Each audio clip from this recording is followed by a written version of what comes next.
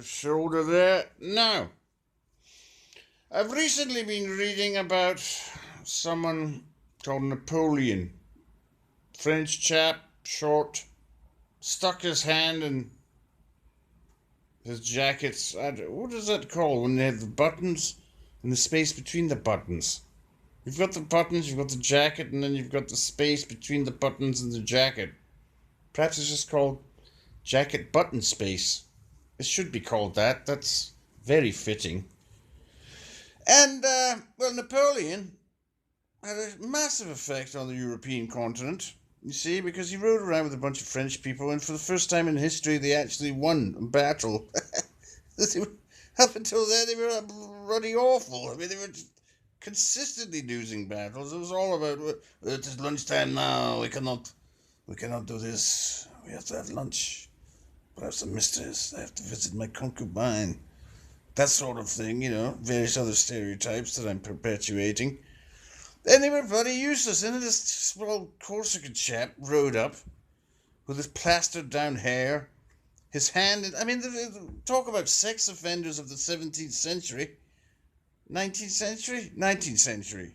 Well, they had the French Revolution, where they got all the rich chaps like myself, got them up there and accused them of various crimes, such as being rich, and, basically decapitated them using a guillotine or guillotine. I always want to use the correct French pronunciation because it makes me seem more posh. Even when I'm discussing the tool that would be used to lop off my head, if that sort of thing ever happened again.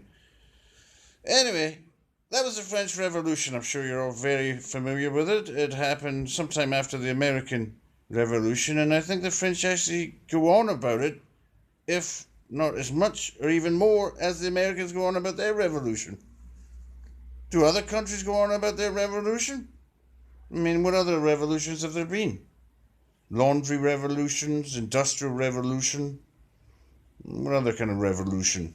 Agricultural revolution. I've run out of revolutions. The Communist Revolution? The Russian Revolution. Is that the first one? No, there's the French. It's the Americans. Once again, they're first. American viewers? Yes, you're great. Just like the page, I think. And perhaps there may be people watching this for posterity reasons. I mean, it's, if nothing else, is a salutary message to my descendants as they live in a large electrified liquid, and it's just their brain floating there like in a giant fish tank. I'm waving to you now, something that you won't be able to do. But then again, you'll be able to give yourself orgasms 10 to 15 times a second, so perhaps you won't really care about waving. You don't need to wave.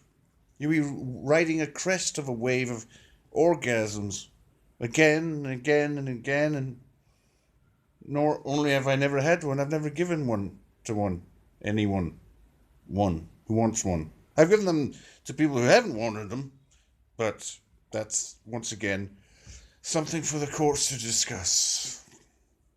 That's enough. Oh, shit.